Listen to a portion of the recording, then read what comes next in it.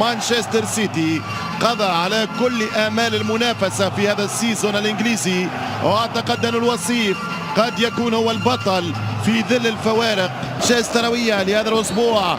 لحراسة المرمى دافيد بالرواق حول التوزيع، روميلو والدفاع والحارس في خطأ ممكن الحكم شيقول يقول العب، لا يرجع الفاول. نعم كان فاول، كان خطأ واضح وموجود لمصلحة الحارس فوستر.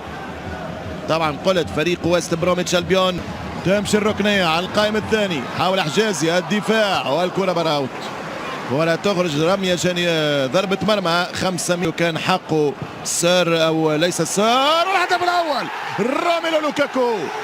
المياه الراكدة تتحرك في استاد الهاوثورز براسية روميلو لوكاكو. مهم جدا بالنسبة للبلجيكي اللي يضرب مليح بالراس أنه يسجل حضوره لثاني أسبوع على التوالي بالتهديف. شوف الكرة كانت مباغتة أشلي يونغ، ترجع الكرة خوان ماتا يجري الكرة، تمشي محاولة التوزيع من راشفورد والرومي عندهم القدرات والإمكانيات. ترجع الكرة مرة أخرى خطيرة، فرصة التعادل وينقذ الموقف فالنسيا، يخلص الوضعية فالنسيا. كان ممكن يكون هدف التاريخ في شهر ديسمبر يا رون. قدم هنا في استاد وست بروم، اعطيه باس، اعطيه الثاني والهدف الثاني، اعطاه كرة وجاب الثاني. حجازي والنيران الصديقة والكرة تسوق عن طريق لينغارد. 2-0 للمن، 2-0 لليونايتد. هو قلت لك اتوقع اهداف اخرى من مانشستر يونايتد، جاتهم فرصه التعادل من دقيقتين تقريبا. روندون اللي ضيع يقبل، ويست بروم يخلق فرصه في 3 شهور في الدوري الممتاز، ضاعت فرصته، يقبل هدف ثاني، فيها حظ وفيها تسديد. مشاهدين هذه بدايه الشوط الثاني هنا في استاد يحاول الشوط، يلعب راشفورد، كره حلوه روميلو، فرصه ضاعت، كره ضاعت على مانشستر يونايتد.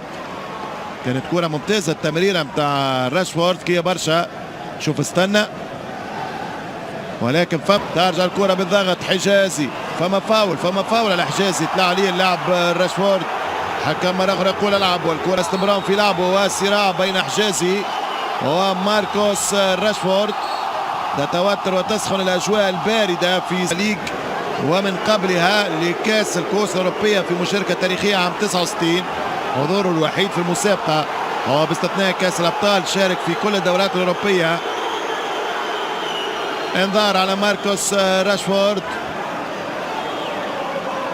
أسود 2-1، بينما هناك كرة خطيرة وروندون وضعيفة حتى لما تتوفر فرص.